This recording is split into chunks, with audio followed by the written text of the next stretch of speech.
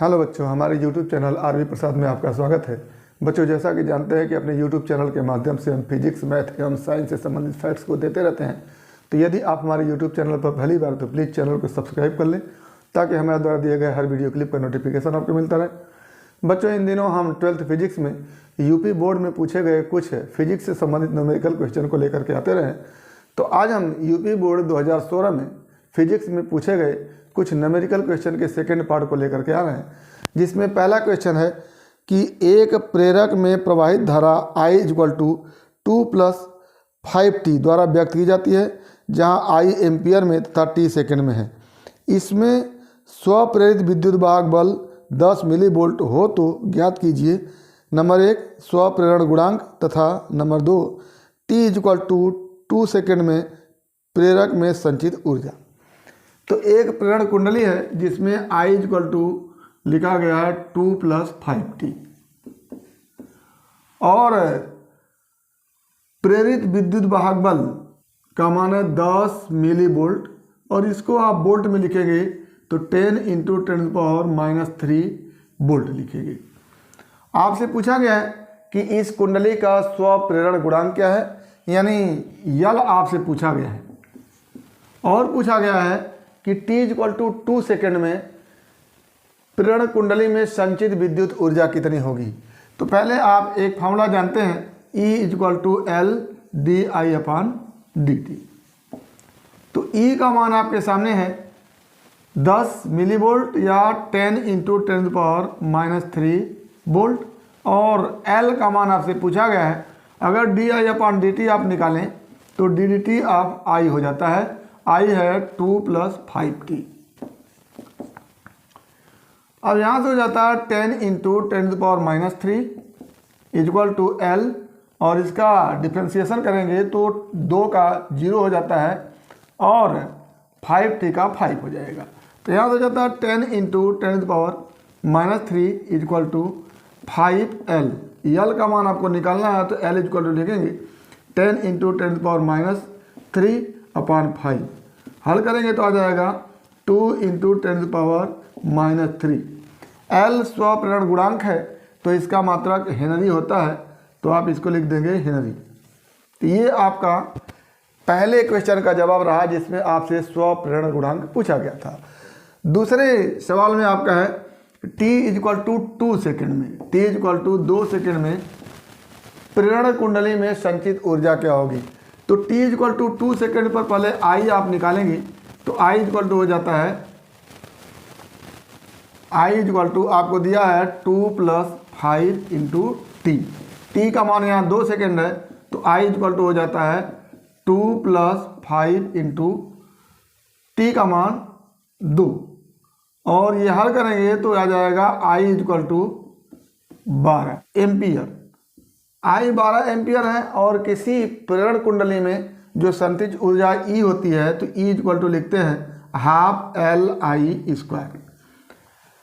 L का मान आपके सामने है, I का मान निकल गया है तो E = हो जाता है ½ और L का मान 2 × 10⁻³ और I का मान 12 का होल स्क्वायर कर देंगे आप।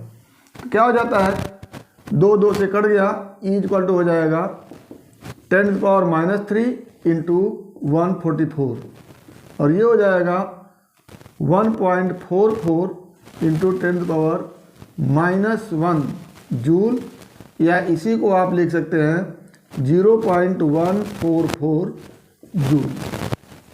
ये आपका दूसरा आंसर बन गया और ये यहाँ पर पहला आंसर था। तो ये हमारा आज का पहला क्वेश्चन था। आइए दूसरा क्वेश्चन देखते हैं। दूसरा क्वेश्चन एक समांतर प्लेट संधारित्र है। इसमें लिखा गया है कि एक समांतर प्लेट संधारित्र के प्रत्येक प्लेट का क्षेत्रफल A तथा बीच की दूरी D है। प्लेटों के मध्य आधे आधे भाग में 2 भिन्न भिन्न विद्युतरोधी पदार्थ जिनके परावर्तितांक क्रमशः K1 एवं K2 हैं चित्रानुसार भरे हैं। परिणामी धारिता ज्ञात कीजिए। तो यहाँ पर एक चित्र आपको दिया गया है। ये चित्र है, इसमें एक प्लेट ये ऊपर है और दूसरा प्लेट नीचे है। प्लेट का क्षेत्रफल A है और दोनों प्लेटों के बीच की दूरी D है। इनमें आधे भाग में यानी D/2 क्षेत्र में K1 परावैद्युतांक का परावैद्युत पदार्थ भरा है और आधे भाग में यानी D/2 भाग में K2 परावैद्युतांक का परावैद्युत पदार्थ भरा है। तो आपसे पूछा गया है कि पूरे संधारित्र की धारिता क्या होगी। तो एक तरह से ये दो संधारित्र हो गए। ऊपर वाला एक संधारित्र है जिसमें K1 परावैद्युतांक का परावैद्युत पदार्थ भरा है और नीचे वाला दूसरा संधारित्र है जिसमें K2 परावैद्युतांक का परावैद्युत पदार्थ भरा हुआ है। इसमें एक प्लेट ये हो गया, इस बीच वाले प्लेट को या बीच वाले भाग को एक प्लेट दूसरा मान लेते हैं और दोनों संधारित्र के प्लेट का क्षेत्रफल A है। तो ऐसी स्थिति में इन दोनों संधारित्रों को श्रेणी क्रम में जुड़ा हुआ मानेंगे। तो पहले ऊपर वाले संधारित्र की धारिता अगर निकालें तो हम लिखेंगे C1 equal to K1 epsilon 0 A upon D की जगह लिखेंगे D/2, क्योंकि इस संधारित्र की मोटाई D/2 है। तो यहाँ से क्या हो जाता है C1 equal to twice K1 epsilon 0 A upon D। और C2 को अगर निकालें तो C2 लिखेंगे K2 epsilon 0 A upon D/2 और ये हो जाता है C2 equal to 2K2 epsilon 0 A upon D। अब दोनों संधारित्र श्रेणी क्रम में जुड़े हैं तो कंबाइंड अगर धारिता C हो तो लिखेंगे 1/C equal to 1/C1 plus 1/C2। 1/C equal to 1/C1 को देखें तो इसको उलट देंगे तो क्या हो जाएगा D upon 2K1 epsilon 0 A और प्लस C2 अगर ये है तो इसको उल्टेंगे तो हो जाएगा D upon twice K2 epsilon 0 A। अब यहाँ से 1/C equal to D upon twice epsilon 0 A common हो गया 1/K1 प्लस 1/K2। इसको हल करेंगे तो आएगा 1/C equal to D upon 2 epsilon 0 A और ये हो जाएगा K1 प्लस K2 अपान K1 K2। और आपको C निकालना है तो इसको उलट देंगे तो क्या हो जाएगा C equal to twice K1 K2 epsilon 0 A upon D K1 plus K2। ये आपका आंसर बन के आएगा। तो ये रहा हमारा क्वेश्चन। आइए अगला क्वेश्चन देखते हैं। अगला क्वेश्चन है कि किसी फोटो कैथोड पृष्ठ से उत्सर्जित फोटो इलेक्ट्रॉनों की अधिकतम गतिज ऊर्जा 0.46 इलेक्ट्रॉन वोल्ट है जब उस पर 6000 एंगस्ट्रॉम तरंगदैर्घ्य का प्रकाश डाला जाता है। ऊर्जा बढ़कर 0.875 इलेक्ट्रॉन पर हो जाती है यदि आपतित प्रकाश का तरंगदैर्घ्य 5000 एंगस्ट्रॉम कर दी जाती है। तो फोटो कैथोड के पृष्ठ के कार्यफलन तथा प्लैंक नियतांक एवं देहली तरंगदैर्घ्य की गणना कीजिए। तो फोटो इलेक्ट्रिक इफेक्ट से संबंधित क्वेश्चन है। पहले में कहा गया है कि यदि λ1 इक्वल टू 6000 एंगस्ट्रॉम, इसी को लिख सकते हैं 6000 मल्टीप्लाई 10⁻⁻10 मीटर है, तब ऊर्जा half mv² equal to 0.46 electron volt होता है। और इलेक्ट्रॉन वोल्ट को आप जूल में बदलेंगे तो क्या हो जाएगा 0.46 into 1.6 into 10⁻⁻19 joule. Electron volt में 1.6 इंटू 10⁻⁻19 से गुणा कर देते हैं, जूल हो जाता है। अब दूसरी स्थिति ये बता रहे हैं कि अगर आपतित प्रकाश का तरंगदैर्घ्य 5000 एंगस्ट्रॉम है, इसको लिख सकते हैं 5000 मल्टीप्लाई 10⁻⁻10 मीटर।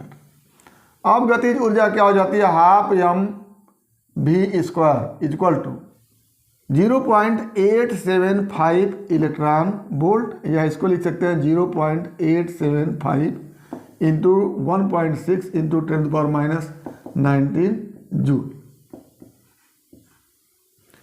तो चूंकि यहाँ λ1 तरंगदैर्घ्य का प्रकाश डाला जा रहा है तो यहाँ पर गतिज ऊर्जा को हाफ mv² लिख देते हैं और यहाँ पर λ2 है तो यहाँ पर v2² लिख देते हैं। और आपसे पूछा गया है कार्यफलन W क्या होगा, और पूछा गया है प्लैंक नियतांक H = क्या होगा, और अंत में पूछा गया थ्रेशोल्ड फ्रीक्वेंसी μ0 = क्या होगा। ये 3 चीज़ें आपसे पूछी गई है। तो यहाँ पर आइंस्टीन के प्रकाश विद्युत प्रभाव संबंधित फॉर्मूला लगाएंगे, जो होता है H μ = W + ½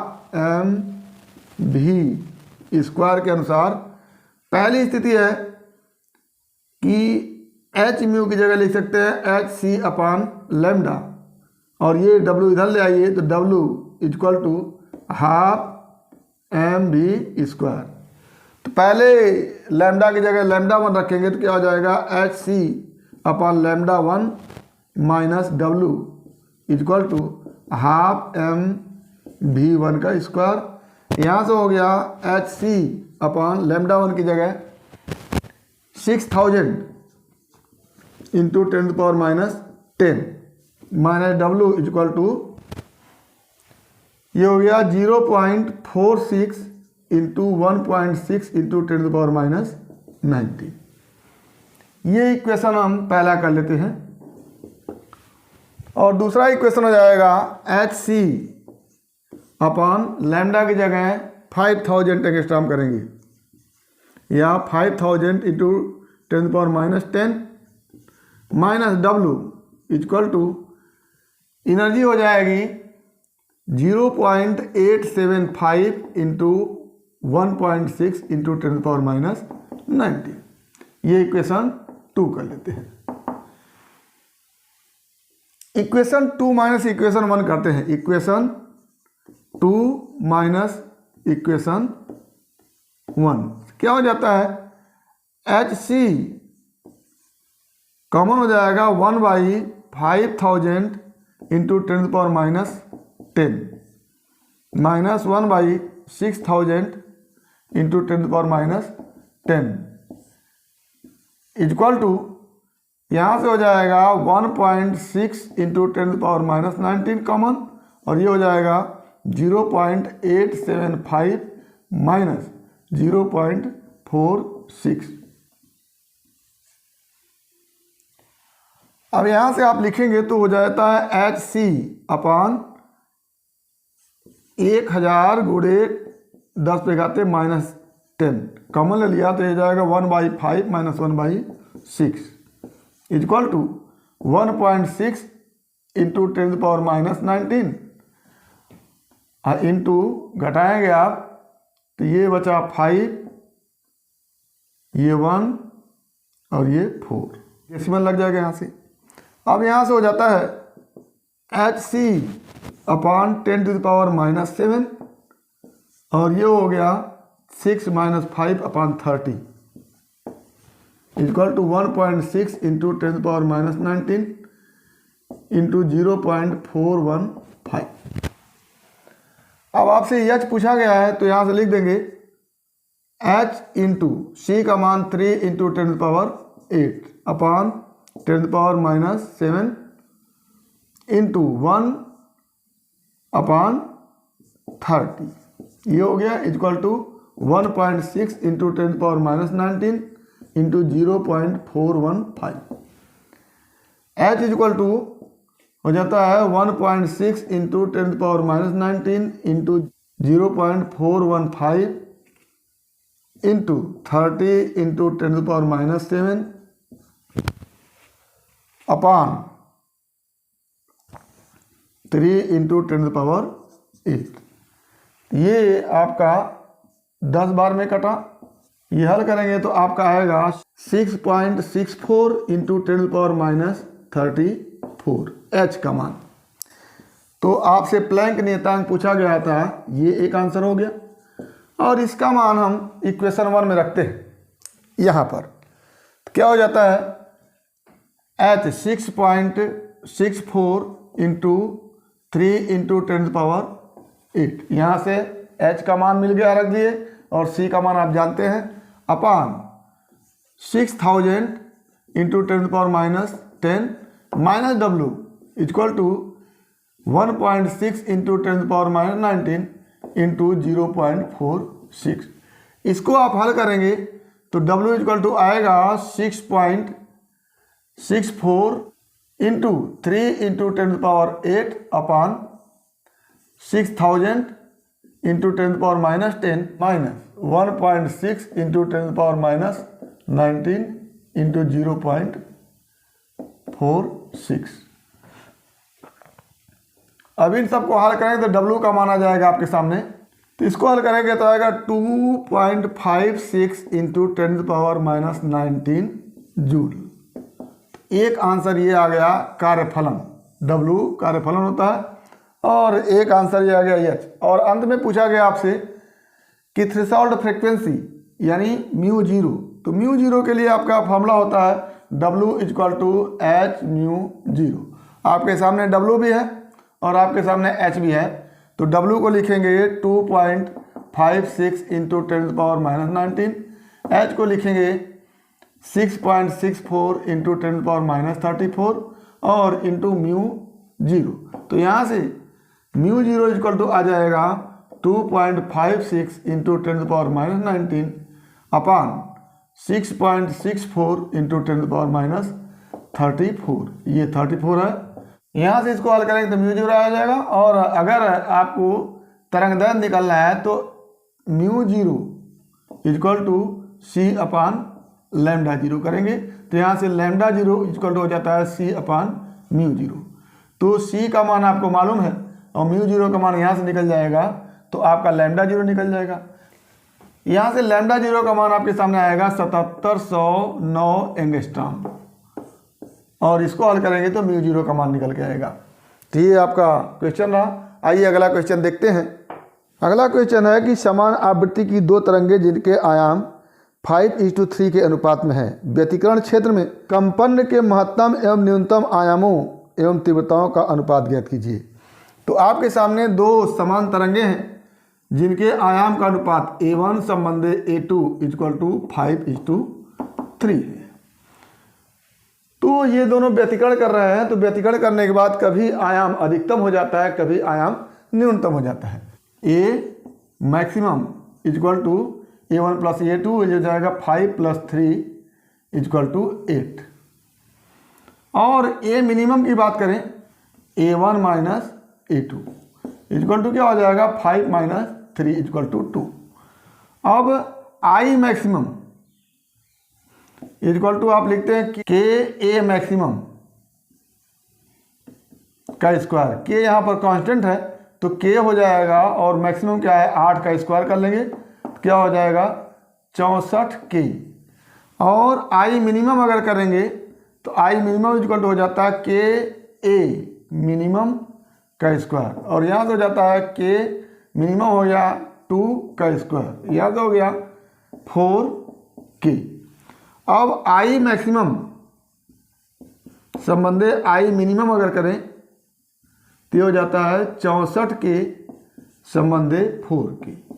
यहाँ से 4 के से डिवाइड कर दीजिए दोनों को तो आ जाता है 16 संबंधे 1। ये आंसर बन गया है।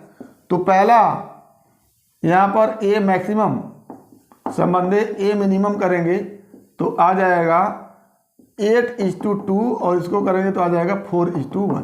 तो आयामों का अनुपात 4:1 और तीव्रताओं का अनुपात 16:1 आ जाएगा। तो ये हमारा आंसर रहा। आइए अगला क्वेश्चन देखते हैं। अगला क्वेश्चन है कि एक रेडियो एक्टिव पदार्थ की सक्रियता 33 वर्ष में घटकर अपने प्रारंभिक मान की 1/8 रह जाती है। पदार्थ के अर्धायु तथा क्षय नियतांक की गणना कीजिए।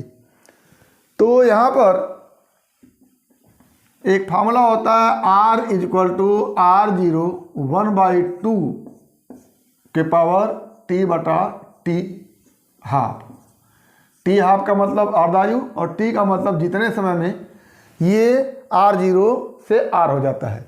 तो प्रारंभिक सक्रियता मान लेते हैं R0 है और 33 वर्ष बाद सक्रियता क्या हो जाती है R0/8 हो जाती है। कह रहा है कि प्रारंभिक सक्रियता R0 का 1/8 रह जाती है, यानी R का मान क्या हो जाएगा R0/8। और यहाँ से लिखेंगे 1/2 और 33 वर्ष समय है, अपान कर देंगे T हाफ। यहाँ से हो जाता है r0 से कैंसिल हो जाएगा, बचेगा 1/8 इक्वल टू 1/2 के पावर 33 अपॉन t हाफ। ये 1/2 पे पावर 3 हो गया और ये 1/2 पे पावर 33 के बटा t हाफ हो गया। तो 3 की जगह क्या है 33 अपॉन t हाफ, तो क्या हो जाएगा 33 upon t half equal to 3, या कह लें कि t half equal to 33 upon 3 यानी 11 वर्ष। ये हो गया।